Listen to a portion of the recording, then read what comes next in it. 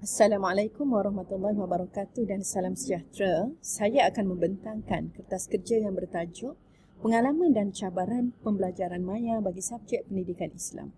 Saya, Salbiah binti Muhammad Saleh dari Sekolah Menengah Sains Pasir Putih. Jika kita lihat pandemik COVID-19 yang melanda seluruh dunia telah mengubah lanskap kehidupan manusia. Perubahan skala besar telah berlaku dalam setiap kehidupan kita sama ada dari sudut ekonomi, sosial dan tidak terkecuali dari sudut pendidikan. Penutupan sekolah telah memberi kesan yang agak drastik terhadap perubahan gaya pembelajaran guru dan cara pengajaran guru dan corak pembelajaran murid.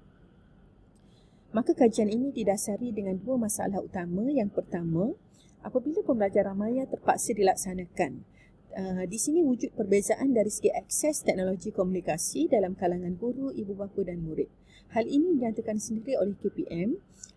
Masih terdapat murid yang tidak mempunyai akses internet ataupun mempunyai peralatan yang mencukupi untuk menyokong pembelajaran maya.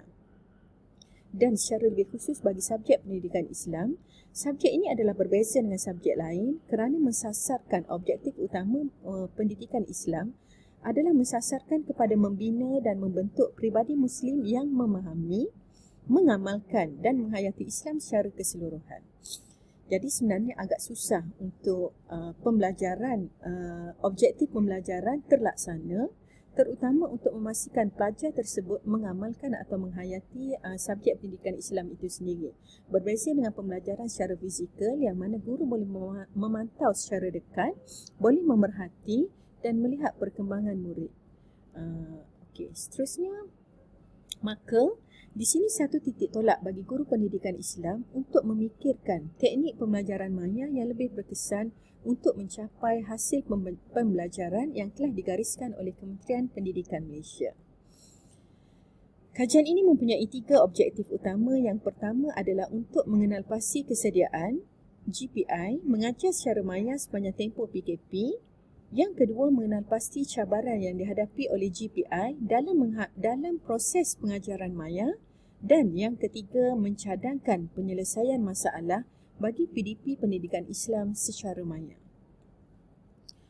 Metodologi kajian. Kajian ini dilaksanakan secara kuantitatif menggunakan soal selidik yang diedarkan secara atas talian melalui Google Form. Sampel kajian ialah seramai 150 orang guru pendidikan Islam yang mengajar subjek pendidikan Islam di sekolah menengah dan di sekolah rendah seluruh negara. Jika dilihat dari sudut dapatan kajian, dari sudut demografi, dapat dilihat dari sudut jantina 80% responden ialah daripada guru pendidikan Islam perempuan, manakala 20% adalah daripada GPI lelaki. Dari sudut lokasi sekolah dilihat agak seimbang, iaitu responden yang mengajar di sekolah bandar 48%, manakala responden yang mengajar di sekolah luar bandar sebanyak 52%. Dari sudut kategori sekolah, majoriti yang menjawab soal selidik, responden terdiri daripada sekolah menengah kebangsaan. Juga terdapat sebahagian iaitu 18% daripada SBP dan MRSM dan 20% sahaja guru yang mengajar sekolah rendah dan terdapat 2% yang mengajar di sekolah agama negeri.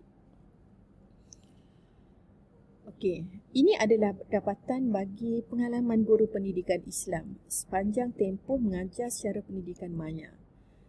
Bagi item saya seronok mengajar murid secara atas talian sepanjang PKP.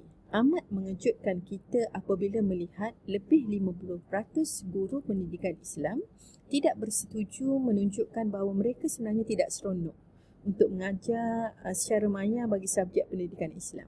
Mungkin dari sudut mereka tidak rasa satu kepuasan kerana tidak dapat attach secara langsung dengan murid.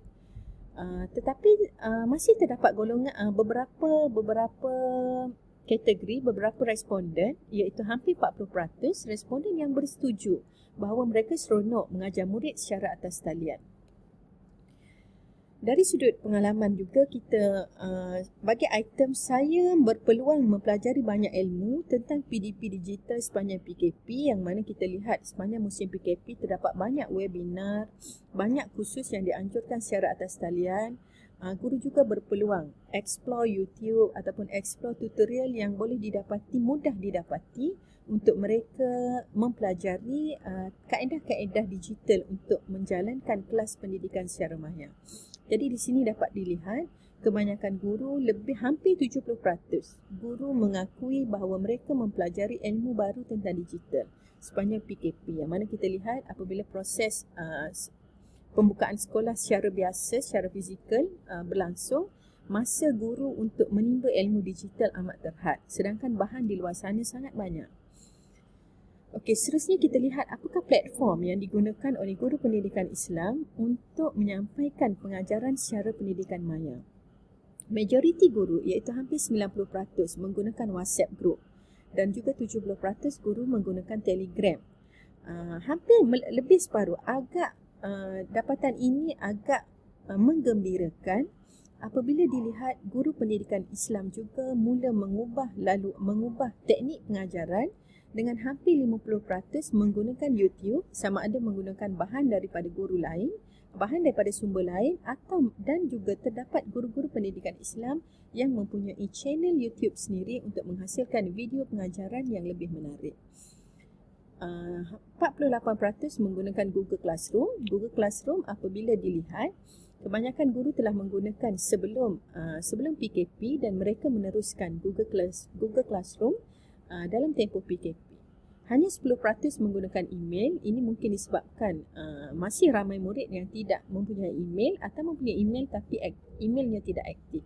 Dan terdapat juga lain-lain platform yang digunakan, sama ada platform Kahoot, platform Quizizz, ataupun platform game-game permainan yang lain yang dapat di-share secara terus oleh guru kepada murid. Okey, pendidikan Islam mempunyai pelbagai topik, antaranya tilawah Al-Quran, hafazan, hadis, akidah, mempunyai juga bahagian fiqh, sirah, adab dan akhlak dan juga amali. Jika dilihat, topik yang paling mudah diajar oleh guru adalah topik adab dan akhlak. Mungkin topik adab dan akhlak ini agak ringan, tidak memerlukan penerangan secara lebih lanjut dan tidak memerlukan guru memantau murid secara berhadapan. Berbeza dengan tilawah Al-Quran, kaedah yang paling sesuai untuk mengaji ataupun hafazan, begitu juga dengan amali, adalah secara berhadapan, sebagaimana yang dilaksanakan oleh Jibril dengan Nabi Muhammad SAW, iaitu bacaan Al-Quran adalah secara talaqi, berhadapan, musyafahah, guru bertemu dengan murid.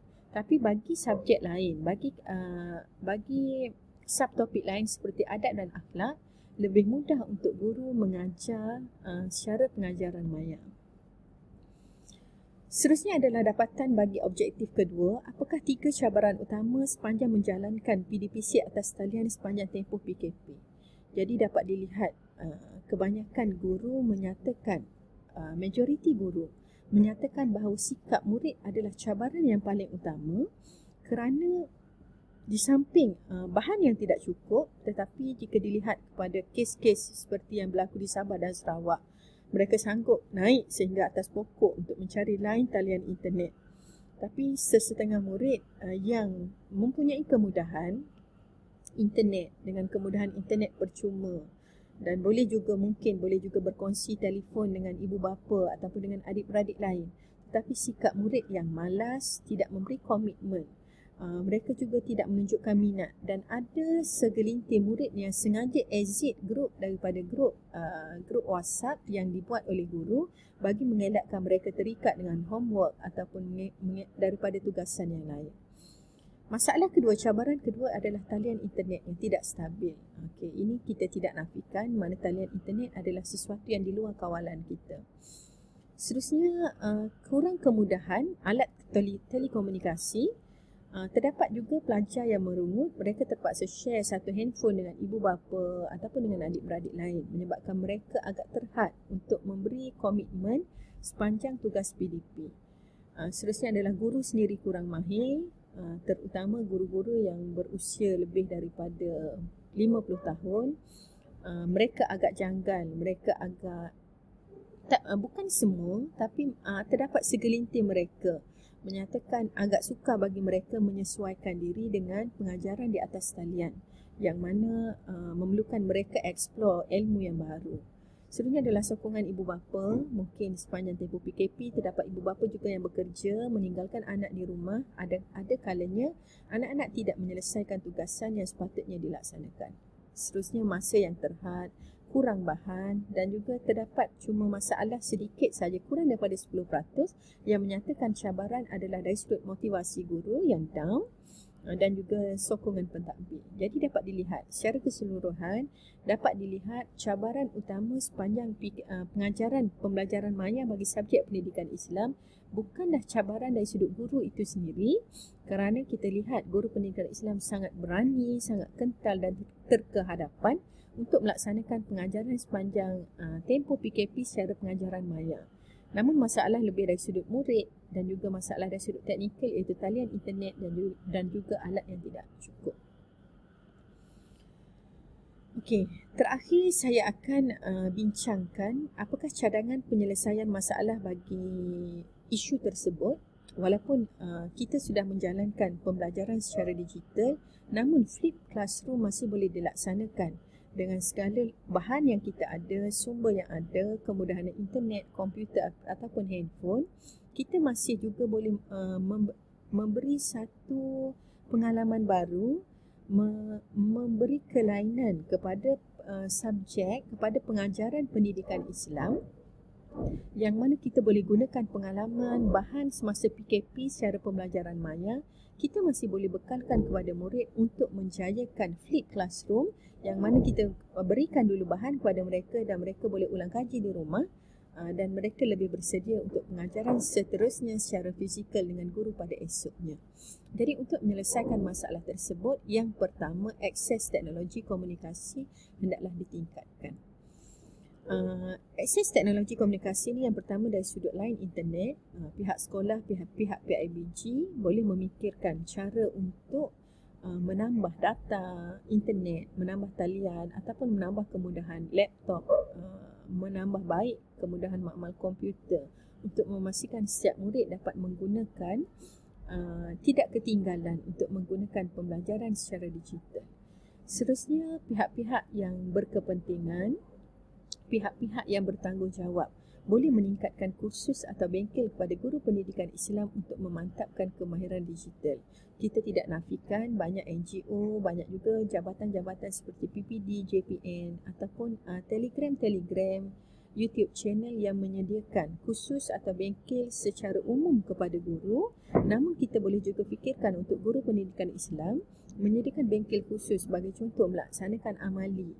Apakah teknik, apakah kaedah yang paling baik untuk melaksanakan PDP pendidikan Islam khususnya.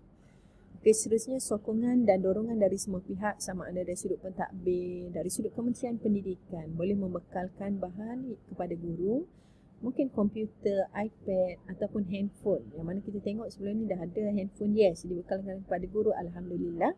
Namun terdapat beberapa telefon tersebut tidak boleh digunakan kerana kekangan talian internet. Jadi sokongan ini memerlukan bukan sahaja dari sudut sokongan kepada guru itu sendiri, sokongan itu perlu daripada ibu bapa, daripada masyarakat dan juga daripada pelajar itu sendiri untuk menjayakan. Walaupun pembelajaran maya sepanjang PKP sudah berlalu, namun ilmu yang kita ada tidak patut disia-siakan, kita boleh gunakan untuk seterusnya.